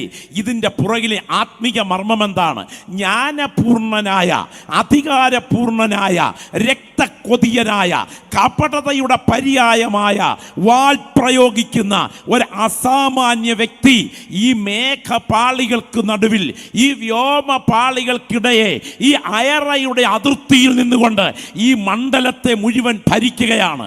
ദൈവകൃപ പ്രാപിച്ച ദൈവമക്കൾ ഇന്ന് രാത്രി തിരിച്ചറിയണം, നീ ഇരിക്കുന്നത് കളിക്കളത്തിലല്ല, നീ ഇരിക്കുന്നത് പോർക്കളത്തിലാണ്. ഒരിക്കൽ കൂടെ ഞാൻ ആവർത്തിക്കട്ടെ, നീ ഇരിക്കുന്നത് കളിക്കളത്തിലല്ല, നീ ഇരിക്കുന്നത് പോർക്കളത്തിലാണ്. ആത്മനിറവ് പ്രാപിച്ച ദൈവപൈതലേ, നിന്റെ കണ്ണുകൾക്ക് കാണാൻ കഴിയാത്ത, നിന്റെ നഗ്ന നേത്രങ്ങൾക്ക് എത്തിപ്പിടിക്കാൻ കഴിയാത്ത, നിന്റെ മാംസ കണ്ണുകൾക്ക് അളന്നു കുറിക്കാൻ കഴിയാത്ത ഒരദൃശ്യ ശക്തി ഇതിൻ്റെ പുറകിൽ നിന്നുകൊണ്ട് ഈ മണ്ണിനെ അവരോഹണ ക്രമത്തിൽ അധികാരം പങ്കുവച്ചു ഭരിക്കുകയാണ്. എന്നാൽ അവൻ എത്ര പ്രബലനാണെങ്കിലും, അവൻ 7 തലയുണ്ടെങ്കിൽ ഉണ്ടായിക്കൊള്ളട്ടെ, അവന് 10 കൊമ്പുണ്ടെങ്കിൽ ഉണ്ടായിക്കൊള്ളട്ടെ, അവന് ചോര കൊതിയുണ്ടെങ്കിൽ നടന്നുകൊള്ളട്ടെ, എന്നാൽ അവനെ ജയിക്കാനുള്ള ഒരു അധികാരം പ്രാർത്ഥിക്കുന്ന ഒരു ദൈവപൈതലിന്റെ അധരങ്ങളിൽ വ്യാപരിക്കുന്നു. അവർ അവനെ കുഞ്ഞാടിന്റെ രക്തം ഹേതുവായും. ഈ രാത്രി ഈ ദൂത് ഞാൻ പ്രസംഗിച്ചു കൊണ്ടിരിക്കുമ്പോൾ പരിശുദ്ധാത്മാവ് ഈ ദേശത്തെ അടിച്ചമർത്തി വെച്ചിരിക്കുന്ന സാത്താന്യ ബന്ധനങ്ങളെ തകർത്തുടച്ച് ചില ആത്മാക്കളെ പുറത്തു കൊണ്ടുവരാൻ വാദിക്കുന്ന രാത്രിയാണ്. അന്യഭാഷയിൽ പ്രാർത്ഥിക്കുന്ന ദൈവമക്കൾ ഈ രാത്രി ആത്മമർമ്മം ഗ്രഹിച്ച് പ്രാർത്ഥനയിൽ പോരാടുന്ന രാത്രിയാകട്ടെ. ഗ്ലോറി, ദൈവത്തിന് മഹത്വം, ദൈവത്തിന് മഹത്വം, ദൈവത്തിന് മഹത്വം, ദൈവത്തിന് മഹത്വം. ദൈവത്തിൻ്റെ പരിശുദ്ധാത്മാവ് ഇതിനകത്ത് രാത്രി ഇറങ്ങി ഇടപെടുന്ന രാത്രിയാണ്. പരിശുദ്ധാത്മ വ്യാപാരം അനുഭവിക്കുന്ന ദൈവമക്കൾ ആത്മാവിൽ പ്രാർത്ഥിച്ചു തുടങ്ങണം. ഒരിക്കലെങ്കിലും എക്സ്റേ എടുക്കാൻ, എക്സ്റേ ബെഡിൽ കിടന്നിട്ടുള്ളവരല്ലേ നിങ്ങൾ, മാംസപേശികളെ തുളച്ച് കയറി അസ്ഥികളുടെ ഉൾചിത്രമെടുക്കുന്ന എക്സ്റേ റേസുകൾ അഥവാ അതിൻ്റെ ആ പ്രത്യേക രശ്മികൾ നിങ്ങളുടെ കണ്ണുകൊണ്ട് നിങ്ങൾ കണ്ടിട്ടുണ്ടോ? എക്സ്റേ റേസുകൾ നേരിട്ട് കണ്ടിട്ടുള്ളവർ ആരെങ്കിലും ഉണ്ടെങ്കിൽ യോഗം കഴിയുമ്പോൾ ഒന്ന് കണ്ടിട്ടേ പോകാവൂ. നമ്മൾ ആരും എക്സ്റേ റേസുകൾ കണ്ടിട്ടില്ല. എന്തിന്? നമ്മുടെ വീട്ടിലെ ടി വി ഉപയോഗിക്കുന്ന റിമോട്ട് കൺട്രോൾ അത് കണ്ണിന് നേരെ നിർത്തി നിങ്ങൾ അമർത്തി നോക്ക്. അതിൽ നിന്ന് പുറപ്പെടുന്ന ഇൻഫ്രാറെഡ് റേസുകൾ സ്വിച്ച് അമർത്തുന്നത് അത് കോഡ്ലെസ് ആയ സിസ്റ്റത്തിനകത്ത്, ഈ റിമോട്ടിനകത്ത് സ്വിച്ച് അമർത്തുന്നത് നിങ്ങൾക്കറിയാം. ചിത്രം സ്കാൻ ചെയ്ത് മാറുന്നത്, ചാനൽ മാറുന്നതറിയാം. പക്ഷെ ചിത്രം മാറുന്നതിനും സ്വിച്ച് അമർത്തുന്നതിനും ഇടയിൽ യാത്ര ചെയ്യുന്ന റേസുകൾ കാണാൻ നമ്മുടെ കണ്ണിന് ശക്തിയില്ലെങ്കിൽ, സ്തോത്രം, എന്തിന്? നമ്മുടെ നാട്ടിലെ വവ്വാൽ എന്നൊരു ജീവിയില്ലേ, വവ്വാൽ ഏറ്റവും ഭയങ്കര വേഗതയിൽ ഹാർട്ടിൻ്റെ പൾസ് റേറ്റുള്ള, ഏറ്റവും ഭീകരമായ വിധത്തിൽ പൾസ് അടിക്കുന്ന ഒരു ജീവിയാണ് ഈ വവ്വാൽ എന്ന ജീവി. ഫ്ലൈറ്റ് മോഡിലാണ് കിടക്കുന്നത്. എന്തുകൊണ്ടാണ് വവ്വാൽ നിലത്ത് കിടക്കാത്തത്?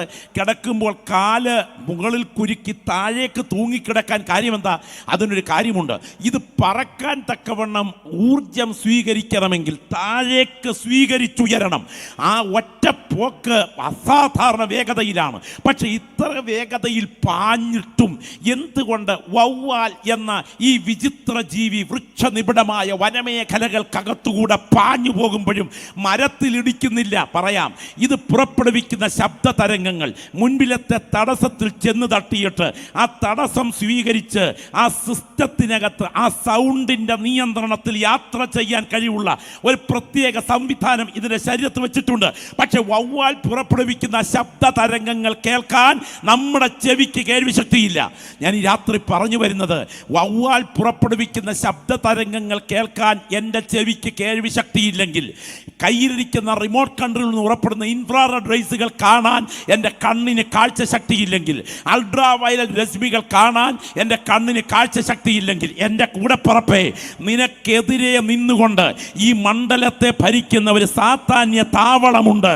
നിങ്ങൾ അവഗണിച്ചാലും പരിഗണിച്ചാലും എതിർത്താലും എതിരേറ്റാലും ഞാൻ അടിവരയിട്ട് പറയുന്നു, നിന്റെ മേൽ വ്യാപരിക്കുന്ന ദൈവകൃപ വിജയിക്കാതിരിക്കാൻ, നീ ആരാധിക്കുന്ന സഭയുടെ ആത്മീയ മുന്നേറ്റം സംഭവിക്കാതിരിക്കാൻ, നിന്റെ കുടുംബജീവിതത്തിൻ്റെ ദാമ്പത്യം പുരോഗതിയിലെത്താതിരിക്കാൻ, നിന്റെ ശരീരത്തെക്കുറിച്ചുള്ള ദൈവത്തിൻ്റെ വാഗ്ദത്തം നിവർത്തിയിലെത്താതിരിക്കാൻ, നിന്റെ മേൽ വ്യാപരിക്കുന്ന ദൈവാഭിഷേകം ശോഭിക്കാതിരിക്കാൻ, നിനക്കെതിരെ നിന്റെ അവയവങ്ങളിൽ വാദിച്ചുകൊണ്ട് നിന്റെ ആയുസ്സിനെ പോലും മുറിച്ചു കളയത്തക്ക വിധം വാദിക്കുന്ന ഒരു അദൃശ്യ മണ്ഡലം ഇതിൻ്റെ പുറകിൽ നിന്ന് പോരാടുമ്പോൾ അവൻ എത്ര പ്രബലനാണെങ്കിലും ഇന്ന് രാത്രി ഇരിക്കുന്ന ഇരിപ്പിൽ ഒരു വാക്ക് സാക്ഷ്യവാചകമായി ആശ്രയത്തിൻ്റെ ശബ്ദമായി ഒരു ദൈവപൈതൽ ഉയരുമോ? കാണാം, കരിമരുന്നിൽ തീ തൊടുന്നത് പോലെ ഒരു ദൈവപ്രവൃത്തി. എന്താ ആ വാക്ക്? യേശുവിൻ്റെ പരിശുദ്ധ രക്തം. Glory, glory, glory. മറ്റൊന്നും പറഞ്ഞില്ലെങ്കിലും എൻ്റെ മുൻപിലിരിക്കുന്ന ദൈവമക്കളുടെ നാവിൽ നിന്ന് ഈ നാവിൻ്റെ ചലനത്തിലെ രക്തത്തിൻ്റെ ശബ്ദം ഈ പ്രതലത്തിലൊന്ന് ഉയരട്ടെ. ഇത്രയും കർത്തൃദാസന്മാർ ഇവിടെ ഇരുന്ന് ആരാധിച്ചു കൊണ്ടിരിക്കുമ്പോൾ, ഇത്രയും ദൈവമക്കൾ ഇവിടെ നിന്ന് പ്രാർത്ഥനയിൽ പോരാടിക്കൊണ്ടിരിക്കുമ്പോൾ പരിശുദ്ധാത്മാവ് പറയുന്നു, അസാധാരണമായൊരു ദൈവപ്രവൃത്തി ഈ പ്രതലത്തിൽ ഈ മീറ്റിംഗ് പ്രാർത്ഥിച്ച് അവസാനിപ്പിക്കും മുൻപ് ചെയ്തെടുക്കത്തക്ക വിധം ഈ ദേശത്തെ ബന്ധിച്ചിരിക്കുന്ന പൈശാചിക താവളങ്ങളെ തകർക്കാൻ എൻ്റെ ദൈവത്തിൻ്റെ ദൂതന്മാർ, ഹെരൂബുകൾ, സറാഫുകൾ പറന്നിറങ്ങുന്ന രാത്രിയാണ് ഈ രാത്രി. അത് ആത്മാവിൽ കാണുന്ന ദൈവമക്കൾ പറയണം, ആ യുദ്ധം ഇന്ന് രാത്രി ഇവിടെ ആരംഭിക്കുകയാണ്. യേശുവിൻ്റെ പരിശുദ്ധ രക്തം. എന്താണ് ആ രക്തത്തിൻ്റെ സവിശേഷത? ലോകത്തിൽ കോടിക്കണക്കിന് ആളുകൾക്കുള്ള രക്തവും യേശുവിൻ്റെ രക്തവും തമ്മിലുള്ള വ്യത്യാസം എന്താണ്? ഇന്ദിരാഗാന്ധി അംഗരക്ഷകരുടെ വെടിയേറ്റു മരിച്ചു, ചോരയിൽ കുളിച്ചാണ് മരിച്ചത്. മഹാത്മാഗാന്ധി ഗോഡ്സെയുടെ വെടിയേറ്റു മരിച്ചു, രക്തത്തിൽ കുളിച്ചാണ് മരിച്ചത്. എബ്രഹാം ലിങ്കൻ വെടിയേറ്റു മരിച്ചു, ചോരയിൽ കുളിച്ചാണ് മരിച്ചത്. ഈ രാത്രി ഇവിടെ ഇരിക്കുന്ന യുവമക്കൾ പ്രത്യേകം ശ്രദ്ധിക്കുക. സ്തോത്രം. ലോകത്തിലെ ഉന്നതന്മാർ മരിച്ചത് ചോരയിൽ കുളിച്ചാണ്. അവരുടെ പലരുടെയും രക്തത്തെക്കാൾ യേശുവിൻ്റെ രക്തത്തിൻ്റെ പ്രത്യേകത എന്താ? അവരുടെ രക്തം രാഷ്ട്രീയ കുലപാതകത്തിൽ പകർന്ന രക്തമാണ്. എന്നാൽ ഞങ്ങൾ പ്രസംഗിക്കുന്ന യേശുവിൻ്റെ രക്തം രാഷ്ട്രീയ കുലപാതകത്തിൽ പകർന്ന രക്തമല്ല, എൻ്റെ പാപമോചനത്തിനായി പകരം പകർന്ന രക്തമാണ്. ദൈവത്തിന് സ്തോത്രം. ബോധ്യമുള്ള ദൈവമക്കൾ ഈ രാത്രിയെ കരങ്ങൾ ഉയർത്തിപ്പിടിച്ചുകൊണ്ട് നിത്യതയുടെ തങ്കത്തെരുവീഥിയിൽ എൻ്റെ മുൻപിലിരുന്ന് ആരാധിക്കുന്ന ദൈവമക്കൾ ഒരു ദിവസം പുനരുത്ഥാന ശരീരത്തിൽ എത്തിച്ചേരുമ്പോൾ നമ്മൾ പാടുന്ന പാട്ടിൻ്റെ പല്ലവിയിൽ ഉയർന്നു നിൽക്കുന്ന ഒരു തുടിപ്പുണ്ടെങ്കിൽ അത് യേശുവിൻ്റെ രക്തത്തിൻ്റെ സാധ്യതയാണ്. എൻ്റെ ഒരു തുള്ളി രക്തം ഇവിടുത്തെ DNA ലാബിൽ ടെസ്റ്റ് ചെയ്താൽ അതിൽ 2 ക്രോമോസോമുകളുടെ സങ്കലനം കാണാം.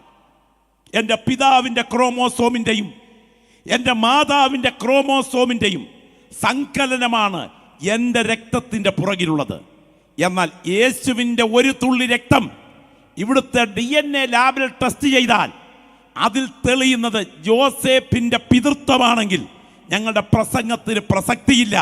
എന്നാൽ അത്യുന്നതന്റെ ശക്തി നിന്റെ മേൽ നേരിടുമ്പോൾ ഉത്ഭവിക്കുന്ന വിശുദ്ധ പ്രജ ദൈവപുത്രൻ എന്ന് വിളിക്കപ്പെടത്തക്ക വിധം രക്തത്തിനകത്ത് ദൈവത്വം ഇറങ്ങി വന്നിട്ടുള്ള ഒരു രക്തം മാനവ ചരിത്രം കണ്ടിട്ടുണ്ടെങ്കിൽ അത് രാത്രി ഞങ്ങൾ പ്രസംഗിക്കുന്ന യേശുവിൻ്റെ രക്തമാണ്. സ്തോത്രം. ഈ രാത്രിയെ ബോധ്യമുള്ള ദൈവമക്കളുടെ അധരങ്ങളൊന്ന് ആരാധന ഉയരട്ടെ. ആ കരമൊന്ന് വീശി ഈ രാത്രി അഭിഷേകം പ്രാപിച്ച ദൈവമക്കൾ ആത്മാവിൽ പറയണം, യേശുവിൻ്റെ രക്തത്തിൻ്റെ ശക്തി ഇവിടെ വ്യാപരിച്ചു കൊണ്ടിരിക്കുകയാണ്. അവിടുത്തെ രക്തത്തിൻ്റെ സാധ്യത ഇവിടെ വ്യാപരിക്കുകയാണ്. പരിശുദ്ധാത്മാവിൽ ഞാൻ ഇന്ന് രാത്രി ഇവിടെ നിന്ന് ആരാധിക്കുന്ന ദൈവമക്കളോട് പറയാം, ദൈവത്തിന് സ്തോത്രം. നിന്റെ വാഗ്ദത്തത്തെ തകർക്കേണ്ടതിന് നിനക്കെതിരെ വാദിച്ചു നിന്ന് നിന്നെ കൊണ്ട് അനുസരണക്കേട് കാണിക്കാൻ പ്രേരിപ്പിക്കുന്ന പൈശാചിക വ്യാപാരം, നിന്നെ അവിശുദ്ധന്മാരെ അപമതിക്കാൻ നിരന്തരം യുദ്ധം ചെയ്തുകൊണ്ടിരിക്കുന്ന സാത്താന്യ വ്യാപാരം, ഭക്തന്മാരുടെ ജീവിതയാത്രയിൽ കളവിതയ്ക്കാൻ തന്ത്രങ്ങൾ ഒരുക്കുന്ന സാത്താന്യ വ്യാപാരം, നല്ല വിത്ത് നടേണ്ട ഇടത്ത് ദുഷ്ടവിത്ത് ഒത്തിച്ചെടുക്കാൻ വാദിക്കുന്ന സാത്താന്യ വ്യാപാരം, ഇയ്യോബിൻ്റെ ശരീരത്തെ രോഗാത്മാവിനാൽ ഉള്ളംകാൽ മുതൽ നെറുക വരെ വാദിച്ചതുപോലെ ശരീരത്തിന്മേൽ അസാധാരണ രോഗങ്ങൾ വിതയ്ക്കാൻ വ്യാപരിക്കുന്ന ദുരാത്മ വ്യാപാരം, യേശുവിനെ മരുഭൂമിയിൽ വെച്ച് പരീക്ഷിക്കാൻ വാദിച്ചതുപോലെ പരീക്ഷണത്തിന്റെ ഘട്ടമൊരുക്കുന്ന സാത്താന്യ വ്യാപാരം ഇന്ന് രാത്രിയും നിനക്കെതിരെ വാദിക്കുമ്പോൾ അവൻ എത്ര പ്രബലനാണെങ്കിലും ഈ രാത്രി ഞാൻ പ്രസംഗിക്കുന്ന ജീവന്റെ വചനം യേശുവിൻ്റെ രക്തത്തിന്റെ ശക്തിയോടെ ഈ ഗ്രൗണ്ടിൽ വ്യാപരിക്കുകയാണ്. ഈ രക്തം സാധാരണ രക്തമല്ല. ഈ രക്തത്തോട് കളിച്ചിട്ടുണ്ടെങ്കിൽ അതിൻ്റെ പ്രതിഫലനം ഉണ്ടായിട്ടുണ്ട്. എന്നാൽ ഈ രക്തം എൻ്റെ പാപമോചനത്തിൻ്റെ രക്തമെന്ന് പറഞ്ഞ് ഏറ്റെടുക്കാൻ ഒരു അധരം ചലിച്ചിട്ടുണ്ടെങ്കിൽ അവിടെ നിനക്ക് വിടുതൽ ആരംഭിക്കുന്ന രാത്രിയാണ്. നിങ്ങളിന്ന് രാത്രി ഒരു പ്രത്യേക രംഗത്തേക്ക് കണ്ണുകൾ ഉയർത്തണം. ഈ രക്തം സാധാരണ രക്തമല്ല. ഒന്ന്, കൈ കഴുകി ഒഴിഞ്ഞവനെ കണക്ക് പറയിച്ച രക്തമാണ് ഈ രക്തം. രണ്ട്, ഒറ്റിക്കൊടുത്തവന്റെ മേൽ വിധിയേർപ്പെടുത്തിയ രക്തമാണ് ഈ രക്തം. മൂന്ന്, അവന്റെ രക്തം ഞങ്ങളുടെ മേലും ഞങ്ങളുടെ മക്കളുടെ മേലും പോരട്ടെ എന്ന് വിളിച്ചു പറഞ്ഞവരോട് കാലം കൊണ്ട് കണക്ക് തീർത്ത രക്തമാണ് ഈ രക്തം. എന്നാൽ ശാപത്തിന്റെ കൊടിയ കെട്ടുകളെ അഴിച്ചു മാറ്റുന്ന രക്തമാണ് ഈ രക്തം. നമ്മെ ശുദ്ധീകരിക്കുന്ന പുണ്യാഹ രക്തമാണ് ഈ രക്തം. നിത്യതയിൽ നമ്മുടെ പാട്ടിന്റെ പല്ലവിയാകുന്ന രക്തമാണ് ഈ രക്തം. ഇന്ന് രാത്രിയും വിശ്വസിച്ച് ഏറ്റുപറഞ്ഞാൽ നിന്റെ കുടുംബത്തെ ഭരിക്കുന്ന പാരമ്പര്യത്തിന്റെ കനത്ത ബന്ധനങ്ങളുടെ കടുങ്കട്ടിനെ അഴിച്ചു മാറ്റി നിനക്ക് വിടുതൽ പകരാൻ ആ രക്തത്തിന് ഈ രാത്രിയും സാധ്യതയുണ്ട്. അനുഭവിക്കുന്ന ദൈവമക്കൾ ആത്മാവിൽ പറയട്ടെ, ആ രക്തത്തിന്റെ ശക്തി പ്രഥമ രാത്രി ഈ ഗ്രൗണ്ടിൽ അലതല്ലുന്ന രാത്രിയാണ്. ഈ രക്തം സാധാരണ രക്തമല്ല. ഈ രക്തത്തെ സംബന്ധിച്ച് പറയുമ്പോൾ 3 ഘട്ടമായി പറയണം. യേശുവിനെ കുറിച്ച് പറയുമ്പോഴും ചരിത്രമായി പറയണം. നാം പ്രസംഗിക്കുന്ന യേശു ആരാണ് എന്ന് കരമുയർത്തി സ്തോത്രം പറഞ്ഞ്. മനുഷ്യത്വത്തിൻ്റെ ജഡവേഷത്തിനകത്ത് ദൈവത്വം കുടികൊണ്ടിറങ്ങിയിട്ടുള്ള ഒരു പുരുഷവേഷത്തെ ലോകം കണ്ടിട്ടുണ്ടെങ്കിൽ അത് നമ്മൾ പ്രസംഗിക്കുന്ന നസറേയനായ യേശുവല്ലാതെ മറ്റൊരുത്തനും ഇല്ലെന്ന് പറയാൻ ശിരസുന്നമിപ്പിക്കുന്ന ദൈവമക്കൾ ഈ രാത്രി ലജ്ജ കൂടാതെ തല ഉയർത്തി പറയണം, അവനൊപ്പം പറയാൻ ഒരാളുമില്ല, അവനെ പോലെ ആരാധ്യൻ ആരുമില്ല. അവൻ സാധാരണക്കാരനല്ല കേട്ടോ. അലറി ഇരമ്പുന്ന കടൽ തിരമാലകളുടെ കൈക്കുമ്പിളിൽ ആടി ഉലയുന്ന പടകിൽ എഴുന്നേറ്റ് നിന്നുകൊണ്ട് ഇരമ്പി മറിയുന്ന 13 കിലോമീറ്റർ നീളവും 9 കിലോമീറ്റർ വീതിയുമുള്ള അലറുന്ന ഗലീല കടലിനെ ഒറ്റ വാക്കിൽ നിലയ്ക്ക് നിർത്താൻ കഴിവുള്ള യേശു ഈ രാത്രി ഇവിടെ എത്തിയിട്ടുണ്ടെങ്കിൽ അവന് പ്രകൃതിയുടെ മേൽ അധികാരമുള്ളവനാണ്. 6000 ദുർഭൂതങ്ങൾ ഒരുപോലെ കുടികൊള്ളുന്ന ഒരു ഭൂതബാധിതനിൽ വ്യാപരിച്ച ദുരാത്മാവിനെ ഒറ്റ വാക്കിൽ പുറത്താക്കിയവനാണ് ഞങ്ങൾ പ്രസംഗിക്കുന്ന യേശുവെങ്കിൽ അവന് ഭൂതാത്മാക്കളുടെ മേൽ അധികാരമുള്ളവനാണ്. അത് ശരീരത്തിൽ നിന്നും ചാറൊഴുകി ചണ്ടിയായി മാറിക്കൊണ്ടിരിക്കുന്ന ഒരു സാധുവിൻ്റെ രക്തസ്രാവ രോഗത്തെ വിരൽ നീട്ടി തൊട്ട വേളയിൽ സൗഖ്യമാക്കാൻ ദൈവശക്തി വ്യാപരിച്ചെങ്കിൽ അവന് രോഗത്തിന്മേൽ അധികാരമുള്ളവനാണ്. അടുത്ത ചില മിനിറ്റുകൾക്കുള്ളിൽ കല്ലറയിലേക്ക് എടുക്കേണ്ട ഒരു ഡെഡ് ബോഡിയിൽ നിന്ന് പറന്നകുന്ന പർദീസയിൽ വിശ്രമിക്കുന്ന ആത്മാവിനെ അവളുടെ ശരീരത്തിലേക്ക് 12 വയസ്സുകാരിക്ക് മടക്കി വരുത്താൻ എൻ്റെ യേശുവിനെ കഴിഞ്ഞെങ്കിൽ അവന് മരണത്തിന്മേൽ അധികാരമുള്ളവനാണ്. ഈ രാത്രി വചനത്തിന് മുൻപിൽ ഇരിക്കുന്ന ദൈവമക്കൾ സ്തോത്രത്തോടെ പറയണം, ഇതുപോലൊരുവനെ ചരിത്രം കണ്ടിട്ടുണ്ടോ? ജനിക്കുന്നതിന് മുൻപേ ചരിത്രമുണ്ടായിരുന്ന, മരിച്ചു കഴിഞ്ഞും ചരിത്രം തുടർന്ന ഒരുവനുണ്ടെങ്കിൽ അത് സോക്രട്ടീസ് അല്ല, അത് പ്ലേറ്റോ അല്ല, അത് അരിസ്റ്റോട്ടിൽ അല്ല, അത് ശ്രീ ബുദ്ധനല്ല. ഞാൻ ഈ രാത്രി പ്രസംഗിക്കുന്ന നസറേയനായ യേശുവാണ്. കാലാതീതതയിൽ നിന്ന് കാലിത്തൊഴുത്തിലൂടെ ഒരു കന്യകയുടെ ഉദരത്തിൽ ഉരുത്തിരിഞ്ഞ് ഈ കാലത്തിലേക്ക് കാലൂന്നി കയറി വന്ന് പാപകളങ്കങ്ങൾ തെല്ലുമേശാതെ ഈ മണ്ണിൽ കറതീർന്ന പവിത്ര ജീവിതം നയിച്ച് ഇങ്ങനെ സകല നീതിയും നിവർത്തിക്കുന്നത് നമുക്കുചിതമെന്ന് പറഞ്ഞുകൊണ്ട് യോഹന്നാന്റെ കൈക്കീഴിൽ നിമജ്ജന സ്നാനം സ്വീകരിച്ച് രോഗികളെ സൗഖ്യമാക്കി മരിച്ചവരെ ഉയർപ്പിച്ച് അത്ഭുതങ്ങൾ ചെയ്ത് നാടങ്ങൾ സഞ്ചരിച്ച് 33 തിരുവയസ്സെങ്കിൽ നമ്മുടെ പാപശാപ കാലുഷ്യങ്ങളുടെ പരിഹാരത്തിനായി കാൽവറിയിൽ കള്ളന്മാരുടെ മധ്യേ കാരിരും പാണികളിൽ പിടഞ്ഞു മരിച്ച് കുലയ്ക്ക് കൊടുത്ത മരണത്തിനും കനത്ത കാവൽ ശക്തിക്കും അത് കല്ലുകൊണ്ടുണ്ടാക്കിയ കല്ലറയ്ക്കകത്ത് വിധേയനായി കല്ല് വെച്ചടച്ച് സാമ്രാജ്യ ശക്തികൾ ആ കുഴിമാടത്തിന് കാവൽ നിന്നിട്ടും കാവൽ പടയാളികളുടെ കാൽമുട്ടുകളെ വിറയിച്ചുകൊണ്ട് 3-ാം നാൾ കടം വാങ്ങിയ കല്ലറ മടക്കി കൊടുത്ത് മരണപാതാളങ്ങളുടെ മേൽ ജയമെടുത്ത് ശക്തിയോടെ ഉയർത്തെഴുന്നേറ്റ് ആണിപ്പാടേറ്റ പൊന്നു കരങ്ങൾ ഉയർത്തി വത്സര ശിഷ്യന്മാരെ ആശീർവദിച്ച് അവർ കാൺക സ്വർഗാരോഹണം ചെയ്ത് ഇത്രയും ദൈവമക്കളിൽ നിന്ന് രാത്രി ആരാധിച്ചു കൊണ്ടിരിക്കുമ്പോൾ തൃക്കരങ്ങളാം തങ്കത്തളയയിൽ പരിശുദ്ധ രക്തവുമായി എനിക്കും നിനക്കും വേണ്ടി മധ്യസ്ഥതയണച്ച് എത്രയും താമസമിന ആകാശമേഘങ്ങളിൽ നമുക്കായി മടങ്ങി വരാൻ തുടങ്ങുന്ന നസറേയനായ യേശുവിന്റെ പരിശുദ്ധ രക്തം. ഓ രക്തത്താൽ ജയം, രക്തത്താൽ ജയം.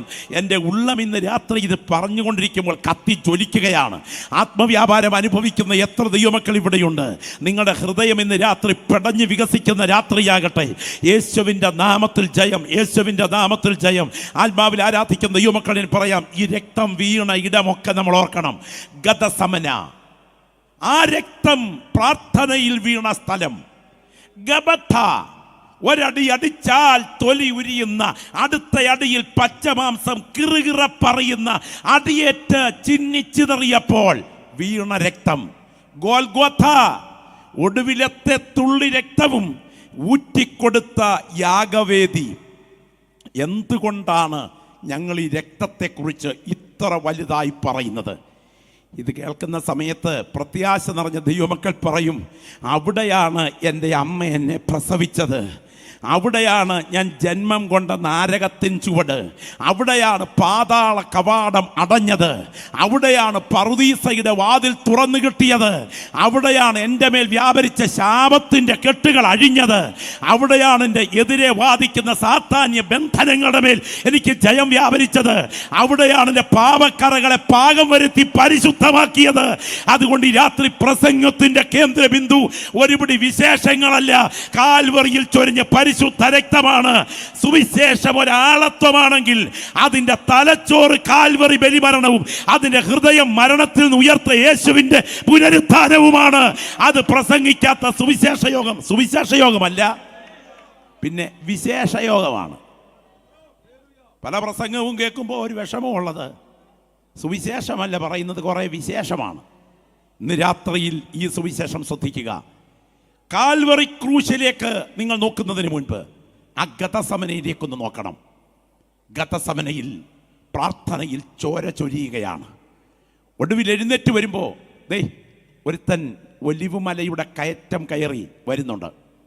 എൻ്റെ മലയാള ഭാഷയിൽ പറഞ്ഞാൽ, നരകത്തിൽ ഊറച്ചിട്ട ദുർമനസാക്ഷിയോടെ, വഞ്ചനയിൽ തുകച്ചെടുത്ത ദുർമുഖത്തോടെ, സകല പൈശാചിക സത്വങ്ങൾ ഒരുപോലെ മുഖത്തുരുണ്ടുകൂടിയ, ഇത്രയും കൂടെ വിശേഷണം ഞാൻ ചേർക്കുകയാണ്.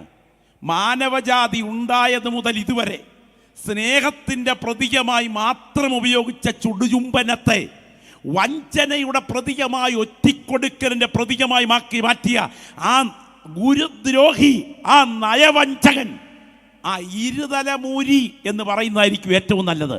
സ്തോത്രം. യൂദ ഇസ്കരിയോത്ത കേട്ടോ, പിടിച്ച് തള്ളി പ്രതികാരം കാട്ടാതെ സ്നേഹിത എന്ന് വിളിച്ച യേശു നിനക്കൊരു മാതൃകയായിരിക്കട്ടെ. നിന്റെ ശവപ്പെട്ടിക്ക് ആണിയടിക്കാൻ കയ്യിൽ ചുറ്റികയും ആണിയുമായി നടക്കുമ്പോഴും നിനക്ക് കടുകുവറുത്ത ചിരിയോടെ പ്രൈസ്തലോട് തരുന്ന പല തൊലിക്കട്ടിയും ഇരിക്കട്ടിയുമുള്ളവരെ കാണുമ്പോൾ കരമുയർത്തണ്ട.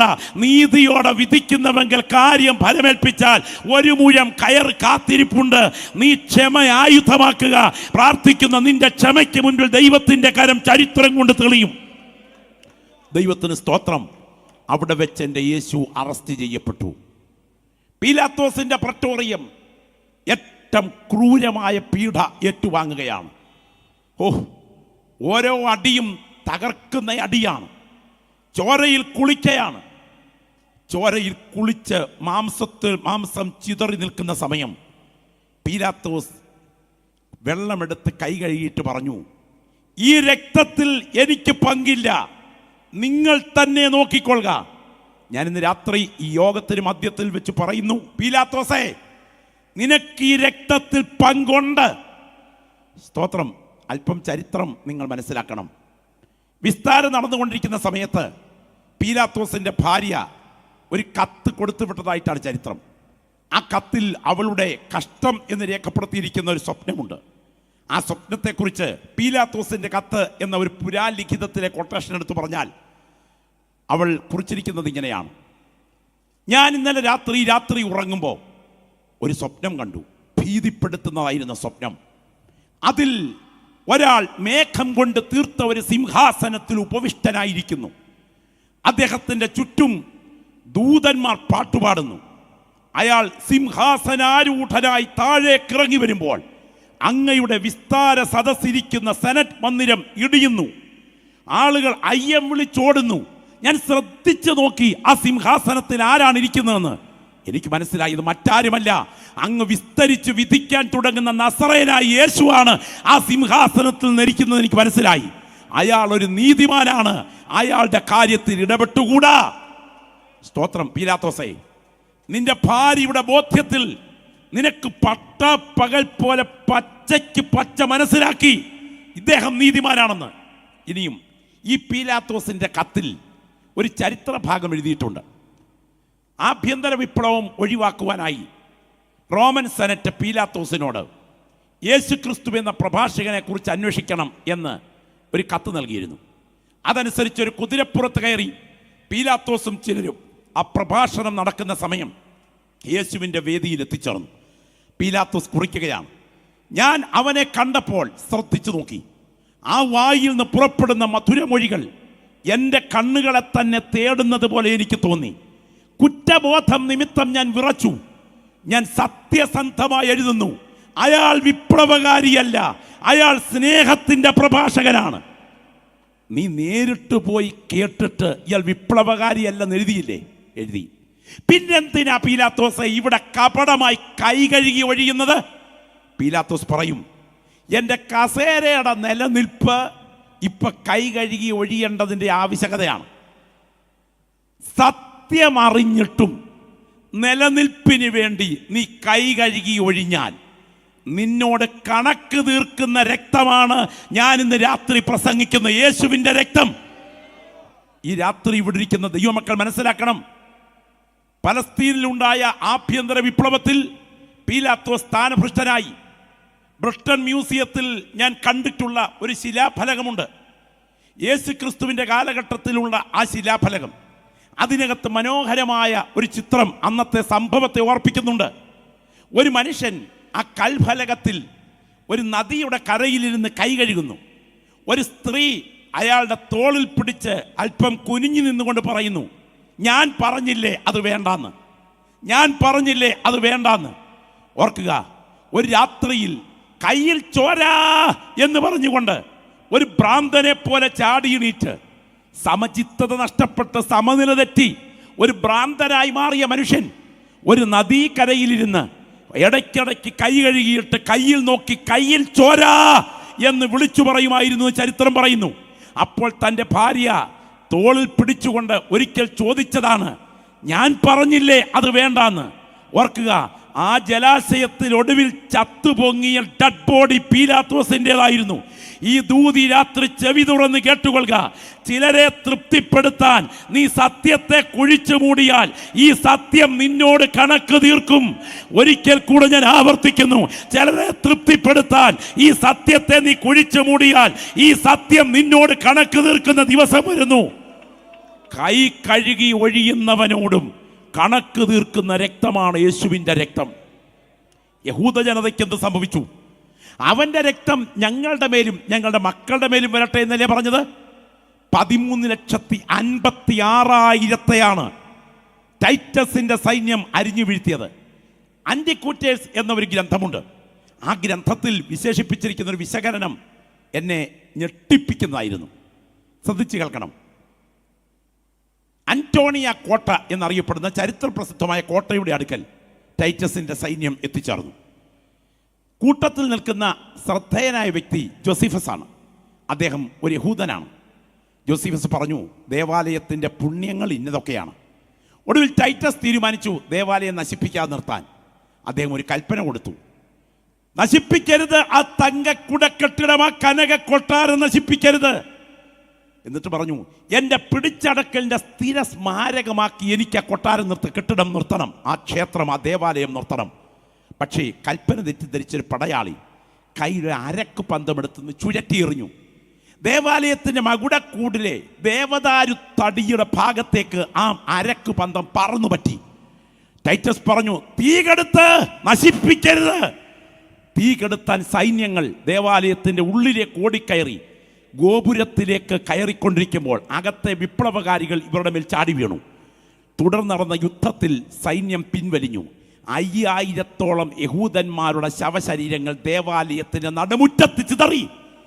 പിന്നീട് നടന്ന യുദ്ധത്തിൽ പന്തങ്ങൾ ഓരോന്നായി ദേവാലയത്തെ കത്തിച്ച് ചാമ്പലാക്കി.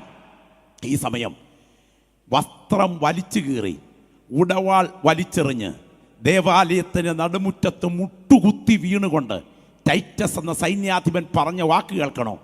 അയ്യോ ദൈവമേ, നശിപ്പിക്കരുത് എന്ന് ഞാൻ കൽപ്പന കൊടുത്തു, നശിപ്പിക്കൂ എന്ന് നീ കൽപ്പന കൊടുത്തു.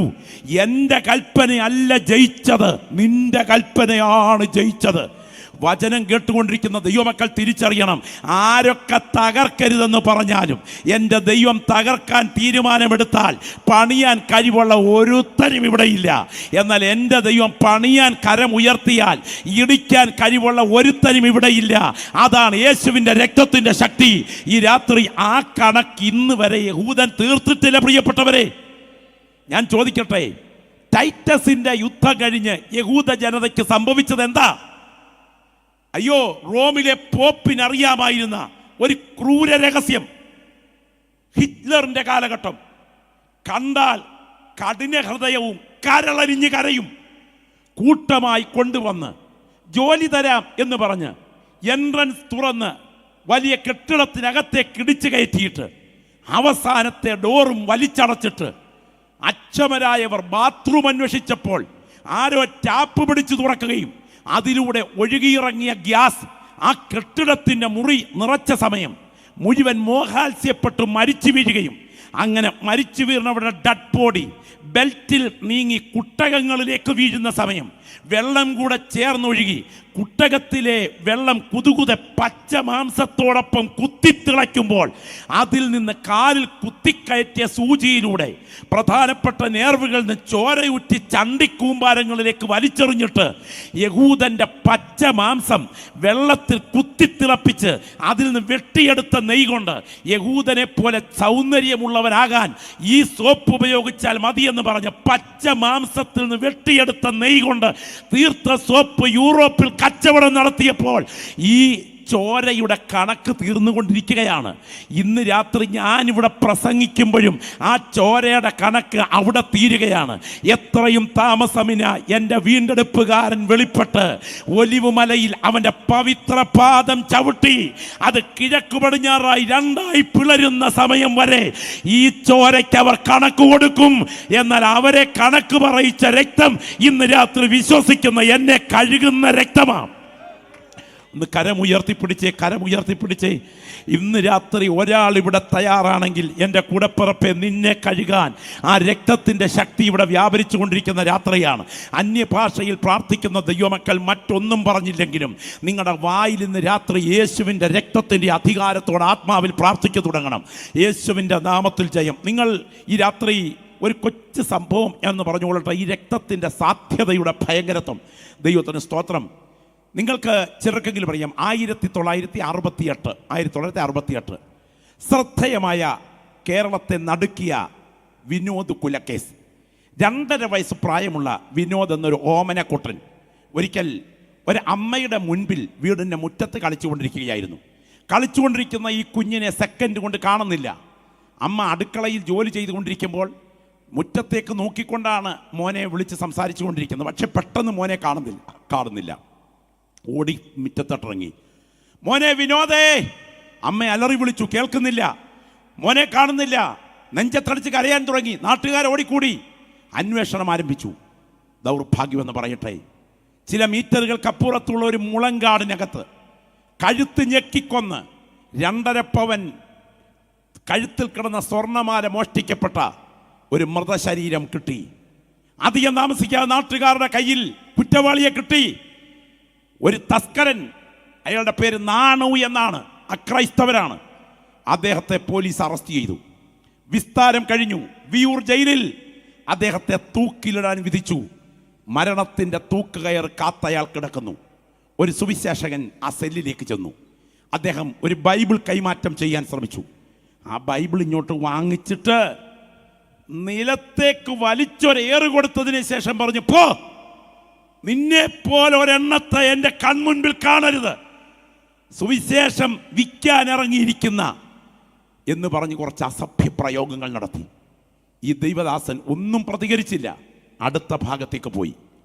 പുറത്തേക്ക് എന്തോ കാര്യത്തിന് പോയിട്ട് ഇയാൾ അകത്തോട്ട് കയറി വരുന്ന സമയം നിലത്ത് മൂലയ്ക്ക് സെല്ലിൽ കിടക്കുന്ന ബൈബിൾ എടുത്തൊന്ന് തുറന്നപ്പോൾ കിട്ടിയ വാക്യം ചങ്കിൽ ചാട്ടുളി പോലെ കുത്തിക്കയറി.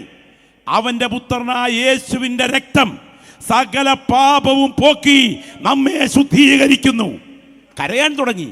ആ തറയിൽ കുത്തിയിരുന്ന് കരഞ്ഞു. ആവശ്യപ്പെട്ടു, എനിക്ക് അദ്ദേഹത്തെ വീണ്ടും കാണണം. വിളിച്ചു വരുത്തി, സംസാരിച്ചു. 3 ആഗ്രഹങ്ങൾ ഈ കുറ്റവാളിയായ കൊലപാതകി പറഞ്ഞു. 1, എനിക്ക് വിശ്വാസ സ്നാനം സ്വീകരിക്കണം. 2, എനിക്ക് വിശുദ്ധ മേശയിൽ ഭാഗഭാക്കാകണം. 3, എൻ്റെ മരണം കഴിഞ്ഞാൽ എൻ്റെ കണ്ണുകൾ അന്ധനായ ഒരാൾക്ക് ദാനം ചെയ്യണം. ആഗ്രഹങ്ങൾ മുഴുവൻ സാധിപ്പിച്ചുകൊണ്ട് കുലക്കയറിലേക്ക് പോകാൻ തുടങ്ങുന്ന നാണുവിൻ്റെ ചിത്രം നിങ്ങളുടെ മുൻപിൽ പറഞ്ഞ് ഞാൻ നിർത്താം. ശ്രദ്ധിക്കുക, ഇത് ആ ജയിൽ അധികൃതരുടെ ഭാഷയാണ്. സാധാരണ നിലയിൽ മരിക്കുന്നതിന് മുമ്പ് കുറ്റവാളികൾ ഉറങ്ങാറില്ല. എന്നാൽ ബൈബിൾ നെഞ്ചത്ത് വെച്ച് വായിച്ചുകൊണ്ട് നാണു ശാന്തമായി ഉറങ്ങി. ഈ സമാധാനം അയാൾക്ക് എങ്ങനെ കിട്ടിയെന്നറിയില്ല. പ്രഭാതത്തിൽ വിളിച്ചുണർത്തുകയാണ് പതിവ് ചിലപ്പോൾ. പക്ഷേ നാണു ശാന്തമായി ഉണർന്നു. ഒരു ബലപ്രയോഗവും കൂടാതെ ഭക്ഷണം കഴിച്ച് കുലക്കയറിൻ്റെ അടുക്കലേക്ക് യാത്രയായി. കുലക്കയറിൻ്റെ അടുക്കലെത്തിയപ്പോൾ ഡോക്ടേഴ്സിൻ്റെ ടെസ്റ്റ് കഴിഞ്ഞ് നാണു പറഞ്ഞു, എനിക്ക് പ്രാർത്ഥിക്കാൻ സമയം വേണം. ശാന്തനായ മനുഷ്യൻ മുട്ടുകുത്തി നിന്ന് ആകാശത്തേക്ക് കൈകൾ വിരിച്ചുകൊണ്ട് ഇങ്ങനെയാണ് പ്രാർത്ഥിച്ചത്: കർത്താവായ യേശുവേ, എൻ്റെ പാപക്കറകളെ മുഴുവൻ അങ്ങയുടെ രക്തം കഴുകി എന്നെ വെടിപ്പാക്കിയത് ഓർത്ത് ഞാൻ അങ്ങയ്ക്ക് മഹത്വം അർപ്പിക്കുന്നു. എന്നെ അറസ്റ്റ് ചെയ്ത പോലീസുകാരെയും എനിക്കെതിരെ വിധി പുറപ്പെടുവിച്ച ജഡ്ജിയെയും അനുഗ്രഹിക്കണമേ. എൻ്റെ തൂക്കുകയർ ഉറപ്പിക്കാൻ വന്നിരിക്കുന്ന ഈ പ്രവർത്തകരെ നിന്റെ കരങ്ങളിൽ ഏൽപ്പിച്ച് അനുഗ്രഹിച്ച് പ്രാർത്ഥിക്കുന്നു. ഇത്രയും മണിക്കൂറുകൾ ഞാൻ അങ്ങയെ വിശ്വാസ കണ്ണുകളാൽ കണ്ടു.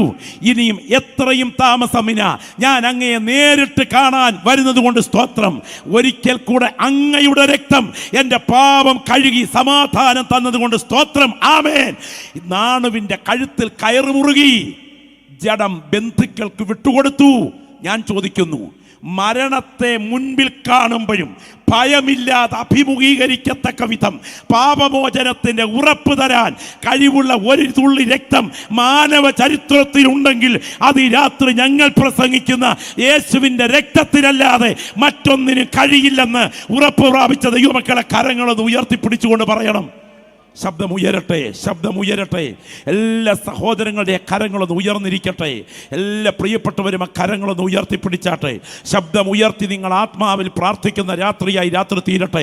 ഇത്രയും ദൈവമക്കളുടെ ആരാധന ഇവിടെ നടന്നുകൊണ്ടിരിക്കുമ്പോൾ ഈ ഗ്രൗണ്ടിന് മീതെ സ്വർഗം നിഴൽ വിരിച്ചു നിൽക്കുകയാണ്. കുഞ്ഞാടിന്റെ രക്തത്തിൻ്റെ ശക്തി ഇവിടെ വ്യാപരിച്ചു കൊണ്ടിരിക്കുകയാണ്. ആത്മസ്നാനം പ്രാപിച്ച ദൈവദാസന്മാർ അന്യഭാഷയിൽ പ്രാർത്ഥിച്ചു കൊണ്ടിരിക്കുന്ന രാത്രിയാകണം. ആ രക്തത്തിൻ്റെ ശക്തി ഇന്ന് രാത്രി ഈ ഗ്രൗണ്ടിൽ മാത്രമല്ല, ഇതിനെ പുറത്തേക്ക് പ്രവഹിക്കുകയാണ്. കുടുംബത്തിനകത്തേക്ക് ബന്ധിക്കപ്പെട്ട ചില ജീവിതങ്ങളെ പുറത്തു കൊണ്ടുവരുവാൻ ആ രക്തം ഇന്ന് രാത്രി ബലത്തോടെ ചലിക്കുകയാണ്.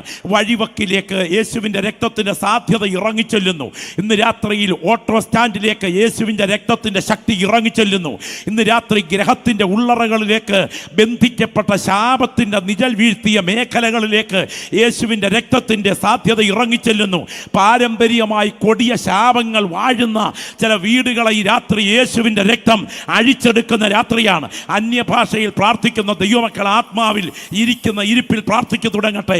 എൻ്റെ പിൻപിലിരിക്കുന്ന ദൈവദാസന്മാരും എൻ്റെ മുൻപിലുള്ള പ്രിയപ്പെട്ടവരും ഒരുപോലെ പ്രാർത്ഥനയിൽ പോരാടട്ടെ.